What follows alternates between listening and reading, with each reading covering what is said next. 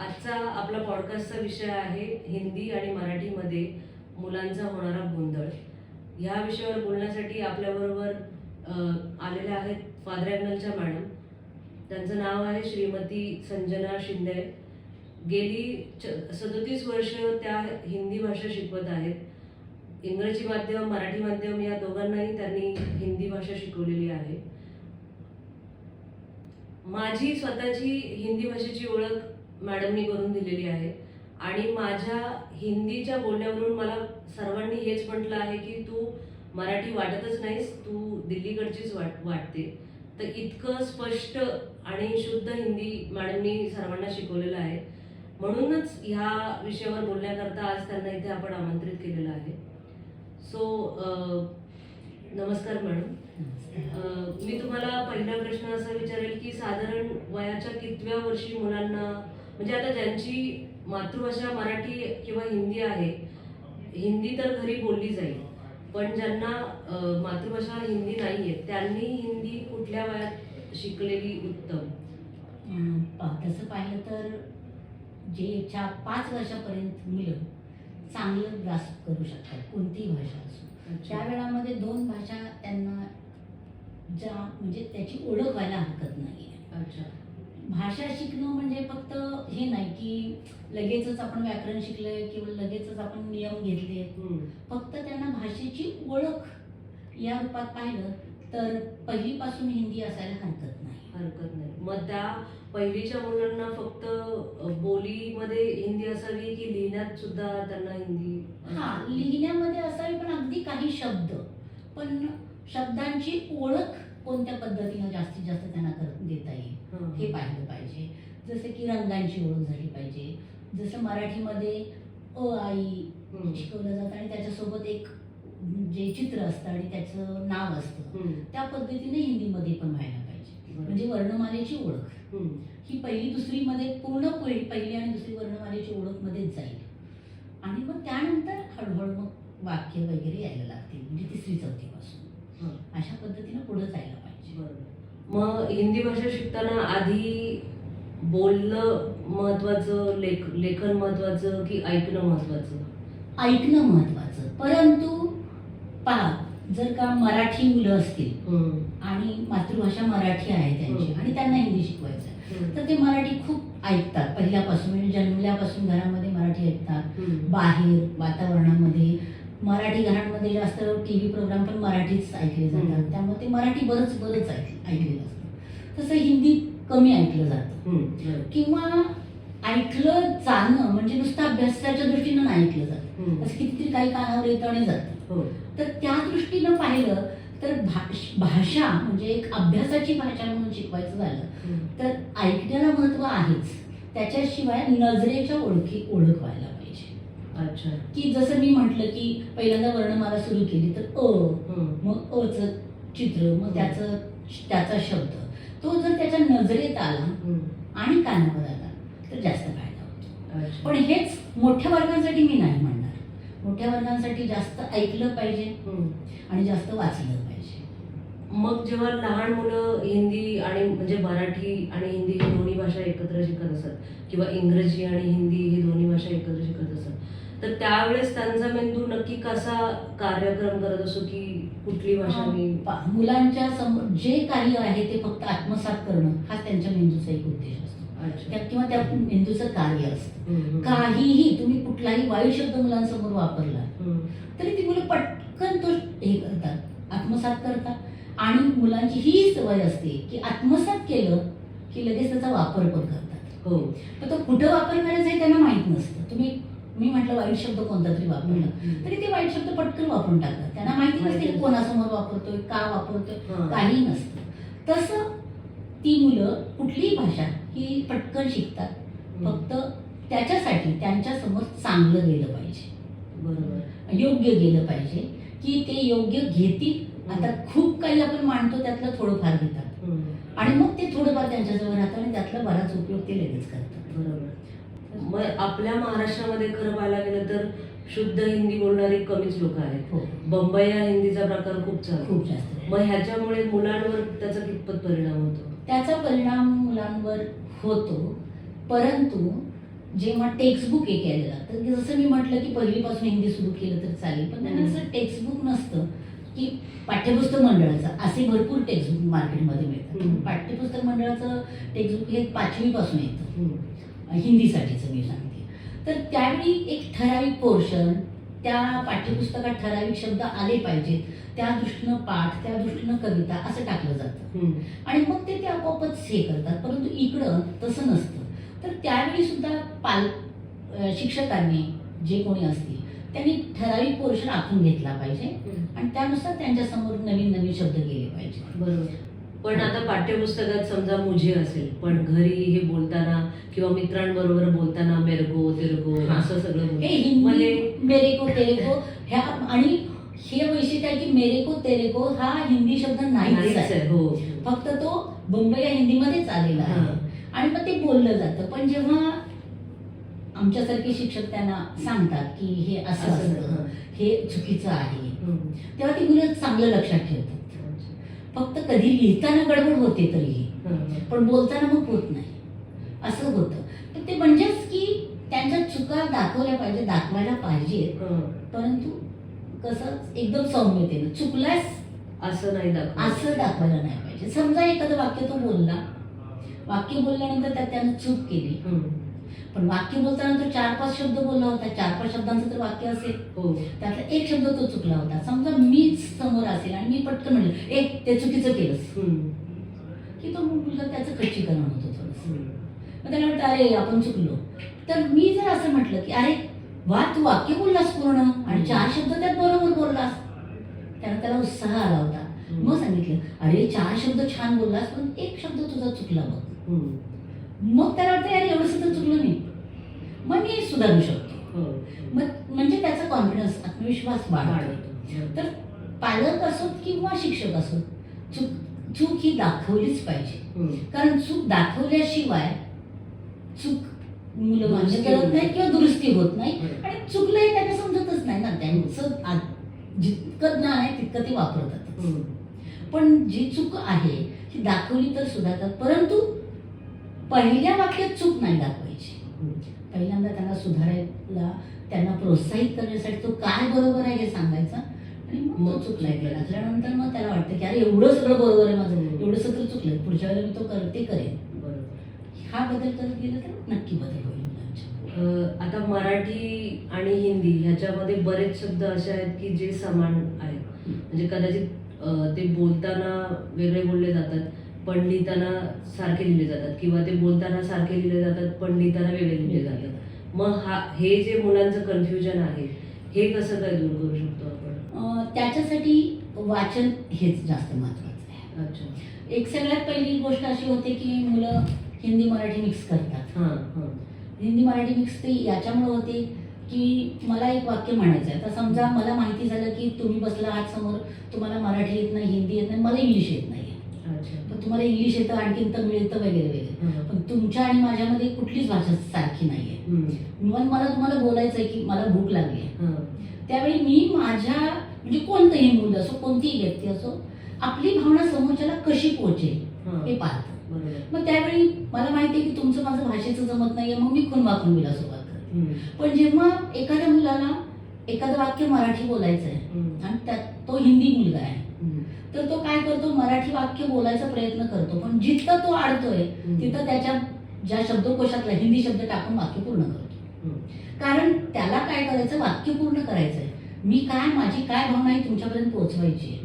म्हणजेच शब्द साठा हा त्यांच्याकडे जास्तीत जास्त असायला पाहिजे. जिथं कमी पडतो तिथं तेव्हा ते इतर भाषेच्या शब्दांची मदत घेतात आणि आपलं वाक्य पूर्ण करतात. म्हणजे एवढ्या वर्षाच्या ह्याच्यामध्ये हिंदी चुकीचं बोललंय असं मी म्हणणार नाही, परंतु हिंदी पूर्ण हिंदी बोललंय असं होतच नाही. अच्छा. काय तुम्ही मग एखादा असा प्रसंग सांगाल का की जिथे एक अशी मजेशीर घटना घडली असेल? मजेशीर घटना असं नाही म्हणता येईल, परंतु हे वारंवार घडतं की जसं मी म्हटलं, अरे गृहपाठ पुरा हुआ है, मिस, पहिल्यांदा मिस, त्याच्यानंतर होमवर्क कंप्लीट नाही हुआ. अच्छा. म्हणजे होमवर्क कंप्लीट. आता हे कसे आहे की इंग्लिश मिडियमच्या शाळांमध्ये हे जास्त जाणवतं की जास्त इंग्लिश शब्द बोलले जातात. मुलांच्या भाषेत काय आपण सुद्धा कितीतरी इंग्लिश शब्द वापरतो. त्यावेळी असं ठेवलं पाहिजे की फक्त हिंदीच्या तसं हिंदीच बोलायचं. तुला आठवत नाही ना, तू प्रयत्न कर, विचार, बाजूला विचार, पण तुझं वाक्य माझ्यापर्यंत पोहोचणार आहे, हिंदीच पोहोचू दे. असं जर केलं तर मग त्यांच्या भाषेमध्ये, मग हे हिंदीसाठीच म्हणत नाही, हे मराठीसाठी सुद्धा जर अमराठी असेल तर मराठीसाठी त्यांनी हेच करायला पाहिजे की मला आता वाक्य हे बोलायचं आहे, पण मला हा इंग्लिश शब्द येतोय किंवा हिंदी येतोय, त्याला मराठी शब्द सांगले, बाजूला विचार, आता आपली परीक्षा नाही आहे. मग असं करता करता त्यांचा साठा वाढतो आणि शब्द साठा वाढणं हे अत्यंत महत्त्वाचं आहे भाषेसाठी. मग ती कोणती भाषा तुम्हाला डेव्हलप करायचं त्याचा शब्द तुमच्याकडे पाहिजे असं मी म्हणतो. मग साधारण कुठल्या वयात आपण हिंदीचं व्याकरण मुलांना शिकवलेलं जास्त चांगलं? हिंदीचं व्याकरण म्हणजे समानार्थी शब्द, विरुद्धार्थी शब्द, लिंग, वचन हे 5वी 6वी पर्यंत आले. परंतु 6वी पासून पुढं मग शब्द, शब्दांचे प्रकार किंवा वाक्य, वाक्यांचे प्रकार हे सगळं 6वीच्या पुढे हळूहळू सुरुवात झाली पाहिजे. मराठीचं व्याकरण आणि हिंदीचं व्याकरण सारखंच आहे? व्याकरण सारखंच आहे, परंतु काय होतं आतापर्यंतचा माझा अनुभव की क्रियापदाचे प्रकार हे बघितले तर नावं वेगळी असतात, कार्य तेच असतं, सेम तेच असतं. परंतु मग मुलं काय करतात की हिंदीमध्ये असतं की रेखांकित शब्दाचं व्याकरण ओळखा, मग ते बरोबर मराठी नाव टाकतात त्या ठिकाणी. वाक्य बरोबरच ओळखलं, क्रिया आहे किंवा हे सर्वनाम आहे, सर्वनाम आहे, सर्वनामाला नामाला काय प्रश्न येत नाही, पण नामाला पण येते संज्ञा आणि नाम. मग मुलांना काय होतं, ते मराठीमध्ये जे शिकले ते इथं लिहितात, उत्तर बरोबर आहे परंतु मार्क मिळत नाही कारण मराठी शब्द आहे. तर थोडंसं काय करायला पाहिजे, म्हणजे मी आणि माझ्याबरोबरच्या मराठी टीचर आम्ही असं करतो की मी सगळ्याचे प्रकार शिकवते तेव्हाच त्या नामाचे प्रकार शिकवतो. अच्छा, आम्ही जरा ठरवून घेतो या आठवड्यामध्ये आपण हे घेऊया, आणि त्यांनी काय शिकवलं हे मला माहिती असतं, मी काय शिकवलं म्हणजे वाक्य वगैरे नाही, पण आज नामाचे कोणते प्रकार दिले एवढं माहित असतं. मग मी सुरुवात करताना अगोदर तशीच करते, आज मराठीच्यात असाल किंवा काल मराठीच्यात असाल तुम्ही हे शिकला आणि मग हे तुम्ही शिकला ना, आता हिंदीच्यात असाल आता हे शिकायचं आहे, पहा हे हिंदी नाव आहे, हे मराठी नाव आहे, हे त्यांना तिथं मग काय होतं क्लिअर होतं, हे मराठीच नाव आहे, हे हिंदीच नाव आहे.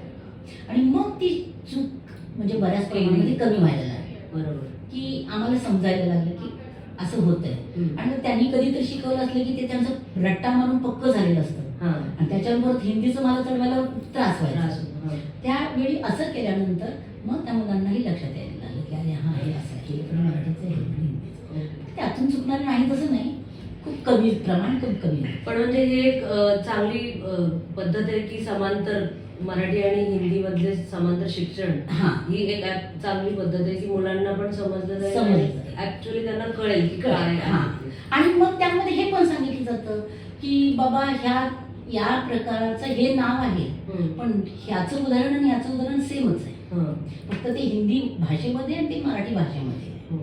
असं पाहिल्यानंतर मग त्यांच्यामध्ये आणि एखादा दुसरा फरक असेल तर तोही तिथे सांगितला जातो. म्हणजे त्या दृष्टीने ते एकदम क्लिअर होतात, हे म्हणजे काय आणि हे म्हणजे काय, त्याच्यामध्ये गोंधळ राहत नाही मुलांचा. पण व्याकरण हे सगळ्या सर्वनाम, लिंग, वचन, शब्दांचा अभ्यास फक्त 5वी 6वी पर्यंत पाहिजे, 7वी पासून पुढे बाकी व्याकरण पाहिजे. पण मग 5वी पर्यंत मुलं हिंदीमध्ये विचार करू शकतात का? हो, नक्की करू शकतात. आणि मग जेव्हा त्यांना 5वीच्या मुलांना जर समजा निबंध लेखन वगैरे हिंदीमध्ये असेल तर मग त्या मुलांना तसं लिहिता येतं का की? 5वी 6वी पर्यंत मुलांना निबंध लेखन असा टायटल नाही देत. अच्छा, परिच्छेद लेखन असं देतात. अच्छा, म्हणजे निबंध लेखन म्हणजे कसं बंध नाही असा निबंध, म्हणजे किती मोठा लिहिता. पण परिच्छेद लेखन मध्ये कसं 10-12 ओळींचा परिच्छेद, म्हणजे तिथे लिमिट आलं विचारायला त्यांच्या, आणि मग ते करू शकतात ते. पण याला ना मला असं वाटतं की पालकांनी, म्हणजे असं मी म्हणत नाही, मी पण शिक्षिका असले तरी सुद्धा पालक पण आहे, तर पालकांनी या दृष्टीने जर त्या मुलांकडे पहिल्यापासून त्यांचा तो एक गरजेचा हे कल निर्माण केला तर मुलं खूप छान तयार होतात. की जसं आता स्वमत आलेलं आहे, प्रत्येक पाठाच्या परीक्षेखाली एक स्वमत असतं 2 मार्कांचं. स्वमत म्हणजे काय, माझं काय मत आहे. उदाहरणार्थ मी शिशोरला फिरायला गेले, काय वाटलं ह्याच्यावर स्वमत लिहायचं. तर पहा प्रत्येक गोष्ट आता समजा माझ्याकडं माझं मुलं आहे आणि मी जर प्रत्येकाला चल आता आपण अभ्यासाला बसूया, मुलांना नको नाही. जायचं सोबत असं होतं.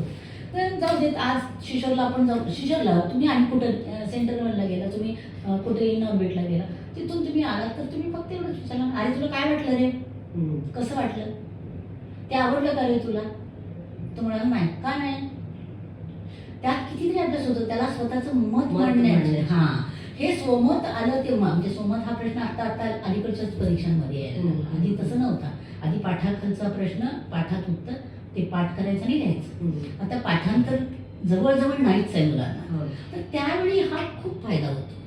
जसं की निबंध लेखन आहे, आता निबंधामध्ये पण येतोच ना, बगीचे में 2 घंटा की अथवा मंदिर में 2 घंटा. त्या ठिकाणी मुलांना आपण पहिल्यापासूनच सवय लावली पाहिजे. त्यासाठी पालकांनी मुलांशी जास्त बोललं पाहिजे. आता आपल्याकडे घरी एकतर इंग्रजी पेपर येतो किंवा मराठी पेपर येतो, किंवा मुलं पण वाचायला मराठी पुस्तकं तर कमीच वाचतात म्हणा, पण शक्यतो मराठी वाचलं जातं कधी कधी, किंवा घरी बोललं जातं म्हणून. इंग्रजीची पुस्तकं तर ते अशी वाचतात, स्टोरी बुक्स वगैरे. हिंदीचं असं काहीच मुलांचं वाचन होत नाही. मग अशा वेळेस पर्याय काय त्यांना? एक तर आपल्या शाळेच्या लायब्ररीमध्ये हिंदी पुस्तकांची सोय करावी, की समजा 60 मुलं आहेत, 60 मुलांचा एका वर्गाचा जर मंच असेल तर त्यामध्ये कमीत कमी 20 पुस्तकं तरी हिंदी असावी, 20 इंग्लिश आणि 20 मराठी, आणि मग ते टर्न बाय टर्न फिरत राहतील. हे पाहिलं जावं. आणि मी शिक्षक म्हणून असं विचार करेन की मी खूप प्रयत्न केला की पालकांना सांगायचा हिंदी पेपर घ्या, पण त्याला कोणीही तयार होत नाही. आता साहजिक आहे की ते स्वतः हिंदी वाचत नाहीत, मुलंही, मी म्हणते पण मुलंही वाचत नाहीत, ते पैसे वेस्ट आहेत असं वाटतं. तर त्यापेक्षा मी असं म्हणेन की मुलांनी पाठ्यपुस्तक जरी वाचलं, फक्त वाचलं पुन्हा पुन्हा, तरी त्यांचा विकास भरपूर चांगल्या प्रमाणात होईल. त्याच्यासोबत व्याकरण येतच. व्याकरण आता आपण एका कोणत्याही शाळेमध्ये कोणतीही शिक्षिका शिकवताना एक व्याकरणचा एक प्रकार शिकवला तर त्याची कमीत कमी 7-8 उदाहरणं ते स्वतः देतात.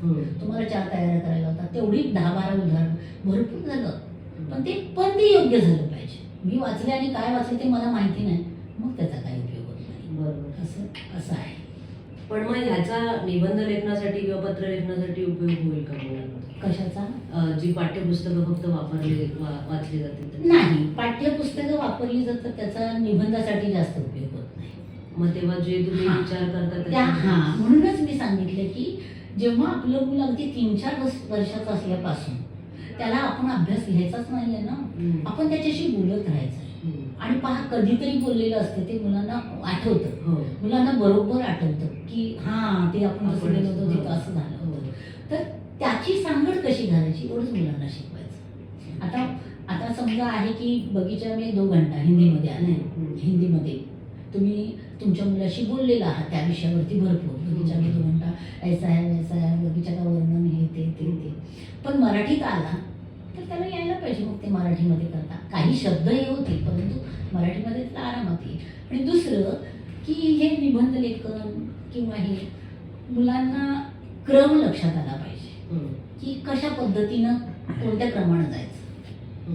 की जसं मायसेल्फ, की आपल्या स्वतःबद्दलची माहिती सांगताना सगळ्यात पहिल्यांदा मी एक शिक्षिका आहे, मी 35 वर्ष झालं सर्व्हिस करते, असं म्हणून सुरुवात केली तर चुकीचंच आहे ना. मायसेल्फ म्हटल्यानंतर माझी ओळख म्हटल्यानंतर पहिल्यांदा मी माझं नाव सांगायला पाहिजे, माझं शिक्षण, मी कुठं राहते, म्हणजे ज्या संदर्भात आपण बोलत असू त्या संदर्भात. फक्त एखादी माझी कुठंतरी म्हणजे ओळख झालेली व्यक्ती आहे आणि तिच्याशी मी बोलते, कुठं राहते काय राहते इतकं ठीक आहे. पण आपण आता जर का भाषेच्या संदर्भात बोलतो तर म्हणजे भाषेच्या संदर्भात काय केलं याची माहिती द्यायला पाहिजे. हा क्रम मुलांना थोडक्यात सांगायला पाहिजे आपण. हे पालकांनी जाता जाता करण्याचं काम आहे की जे पुस्तक आणि वही घेऊन बसून नको सगळ्यात. आणि मी म्हणेन की पालकांनी मुलांचं ऐकलं पाहिजे पहिल्यांदा. आजकाल मुलांचं ऐकायला पालकांना वेळ नाही.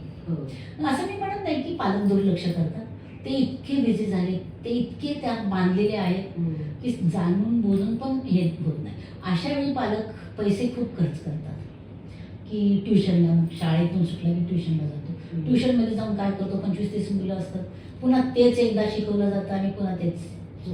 त्यापेक्षा त्या ठिकाणी तुम्ही तो पैसे तुम्ही कुठंतरी त्याचा भाषा विकास कसा होईल किंवा गणितामध्ये त्याची समीकरणं कशी व्यवस्थित होतील याच्यासाठी आज मी हा धडा शिकवला कारण त्याचे प्रश्नोत्तर म्हणण्यापेक्षा अशा ठिकाणी पाठवलं तर मुलाचं जास्त की त्याचा उपयोग त्याला सगळ्याच भाषेमध्ये होईल. आता समजा एखादं मूल माझ्याकडे आलं आणि त्याला सांगितलं की त्याच्या पालकांनी माझ्याशी बोलले आणि मी आणि त्यांचा संवाद झाला आणि सांगितलं की याला फक्त चांगलं लिहिता आलं पाहिजे, चांगलं बोलता आलं पाहिजे, चांगला विचार करता आला पाहिजे, तेवढंच मी करून घेणार आहे. मग तो एकदा विचार करायला लागल्यानंतर तो सगळ्याच दृष्टीचा विचार करतो.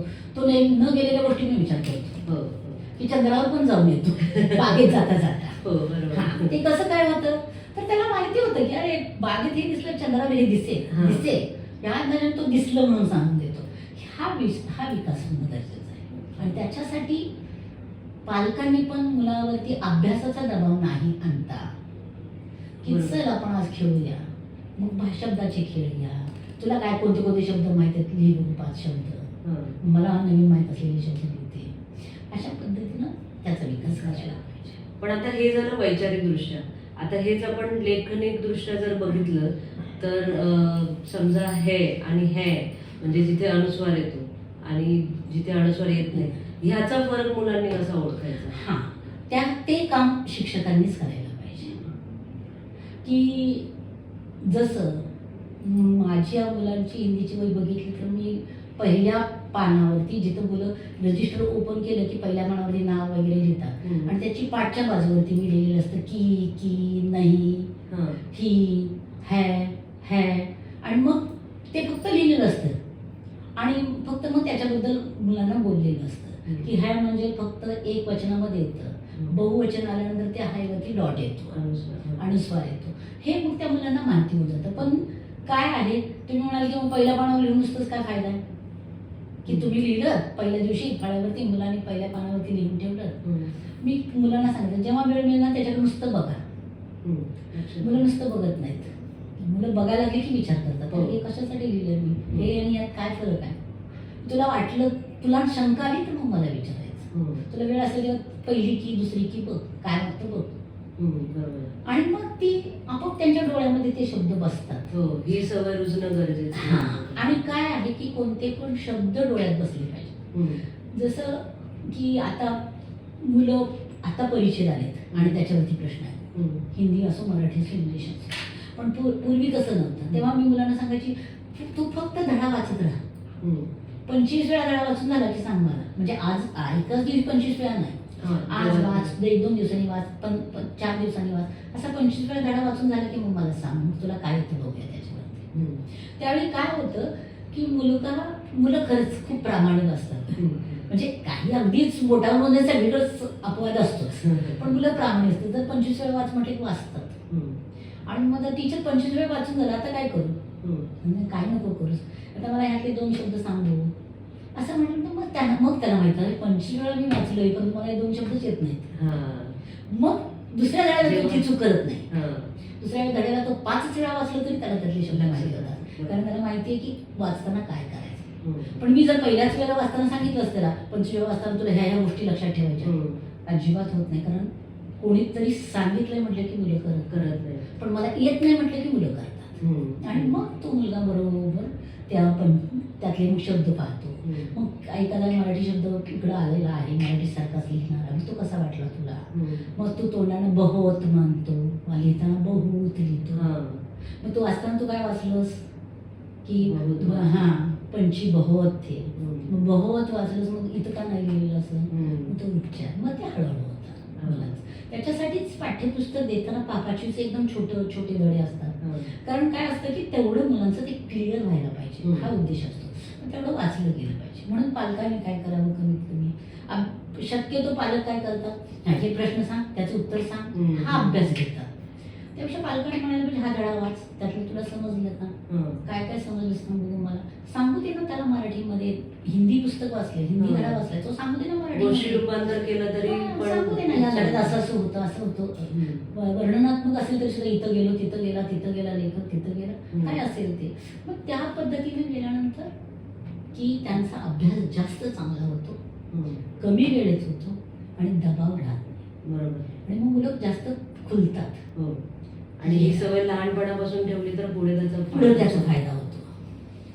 आता ह्या एकतर स्पर्धा आहे भाषांची, दुसरी स्पर्धा आहे संस्कृत आणि हिंदीची. हम्म. बऱ्याच शाळा आहेत जिथे फक्त संस्कृत घेतात मुलं. तर मग ह्यामुळे हिंदी कुठेतरी मागं पडलंय का? नाही, असं नाही. मी असं नाही म्हणणार की हिंदी मागं पडलंय. परंतु काय होतं की होतो थोडाफार परिणाम हिंदीवरती. परंतु जे आहेत त्यांची क्वालिटी चांगली असणं किंवा त्यांची भाषा चांगली असणं हे महत्वाचं आहे. की मुलं किती आहेत म्हणजे संस्कृत शिकणारे किंवा हिंदी शिकणारे, त्याच्यापेक्षा काय क्वालिटी हिंदी होते आणि काय संस्कृत शिकतात 100 पैकी 100 मार्क मिळवतात. अर्थात माझा संस्कृत नाही म्हणून मी बोलते असं नाही, पण त्याचा व्यवहारिक जीवनामध्ये कुठं मुलांना उपयोग होतो. बाहेरच्या याच्यामध्ये जे संस्कृतमध्ये निबंध लिहितात, म्हणजे जेवढं मी माझ्या कलीगच्या सोबत बसल्यानंतरचं जेवढं ज्ञान आहे त्याच्यावर सांगते की त्यांचा 10 वाक्याचा निबंध म्हणजे संपला. हिंदीचा 200 पानं 300 शब्दांमध्ये निबंध म्हणजे त्यांचं तरी अजून मोठा लिहिलं असतं तरी चाललं असतं. म्हणजे तेवढी भाषा त्यांची डेव्हलप होते. ते महत्वाचं आहे. आणि जसं हिंदी वैचारिक दृष्ट्या आपण सुदृढ करू शकतो, मराठी इंग्रजी सुदृढ करू शकतो, तसे विचार संस्कृतमध्ये सगळ्यांचेच होत सगळ्यांच्या मनाविषयी होतच नाही.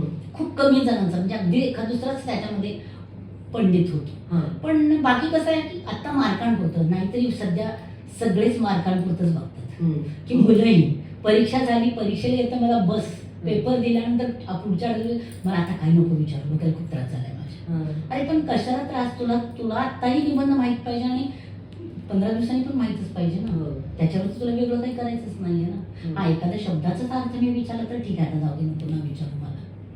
पण हे म्हणजे भाषा, शब्दाचा अर्थ म्हणजे भाषा नाही. भाषा म्हणजे विचार आणि ते मांडण्याची कृती. बरोबर. म्हणजे आता बरीच जण म्हणतात की फक्त शाळेपुरतं आम्ही हिंदी आणि मराठी शिकलोय आणि नंतर त्याची आमच्या आयुष्यात काही अशी गरज लागलेली नाही. तर खरं तर हे विचार कुठेतरी चुकीचे आहेत की मग तशा लोकांना तुम्ही काय सांगाल? नाही, आपण सांगायला गेलो तरी सुद्धा जे ठाम असतात ते समोरच्यालाच मूर्ख म्हणणार आहे. ते काही सांगेल ते त्याच्या म्हणजे त्याचं बरोबर नाहीये. परंतु त्या स्वतः व्यक्तीला सुद्धा माहित असेल की जेव्हा मी इंग्लिश खूप करतो, मी इंग्लिश का शिकतोय तर मला बाहेर जाऊन व्यवहारात वापरायची आहे, मला इंग्लिशमध्ये हे करायचं आहे, मला बाहेरच्या देशात जायचं आहे. पण कुठंतरी तो अडतो तेव्हा तो हिंदी किंवा मराठीचीच मदत घेतो, आठवड्यात विचारायला तरी स्वतःच्या. आणि हे तो मान्य नाही करत की मी इंग्लिश करेन, मी इंग्लिश हे करेन. तसं नाही होत. मग जर माझी मातृभाषा मराठी आहे आणि मी हिंदी शिकवते, पण कितीतरी वेळा माझं असं झालंय की मला त्यामुळे मराठीतच जावं लागतं. म्हणजे बोलायला नाही, मी मुलांसमोर हिंदीच बोलेल, परंतु विचारायला कुठंतरी मराठीत जावं लागतं किंवा मला मराठी कुठे आठवावं लागतं. आणि माझी आई काय म्हणाली होती असं झाल्यावरती, किंवा माझी ताई काय म्हणाली होती, किंवा माझी टीचर काय म्हणाली. म्हणजे आपण तिथं पोहोचतो आणि त्या भाषेचा मारा हे घेतोच. त्यामुळे शिकलेली कोणतीच गोष्ट अशी एवढ्या वेळापुरती असं नसतं. वाया जात नाही. त्याचा उपयोग कुठे ना कुठे होतो, फक्त मान्य केलं पाहिजे. शाळांनी आता ह्या ज्या आता मराठी तर कंपल्सरी आहेच, पण प्रादेशिक भाषा अजून चांगल्या पद्धतीने शिकवण्यासाठी काय केलं पाहिजे? सर्वच प्रादेशिक भाषा म्हणण्यापेक्षा कसं आहे की मराठी घेतली तर अमराठी मुलांसाठी मराठी खूपच हे होतं. आता मराठी महाराष्ट्रीयन मुलांसाठी हिंदी तसं त्या म्हणणे अवघड. म्हणजे माझ्यासमोर कोणतं मुलं आहे हा विचार करून त्यांनी विकासाचं हे केलं पाहिजे. जसं की मराठी माध्यमामध्ये हिंदी शिकवताना, इंग्लिश मीडियममध्ये हिंदी शिकवताना खूप फरक वाटतो. कारण त्या मुलांना भरपूर शब्द माहिती असतात हिंदी, इंग्लिश मीडियमच्या मुलांना. का तर त्यांच्या घरचं वातावरण असेल किंवा TV बघताना जास्त हिंदी प्रोग्राम बघितले जात असतील. मी सुरुवातीलाच म्हटलं ना, मराठी प्रोग्रामच मराठी घरांमध्ये बघितले जातात, म्हणजे मराठी भाषा जास्त होते. तर अशा वेळी माझ्यासमोर कोणता वर्ग आहे, कोणती मुलं आहेत हे पाहून त्या दृष्टीने विचार करायला पाहिजे.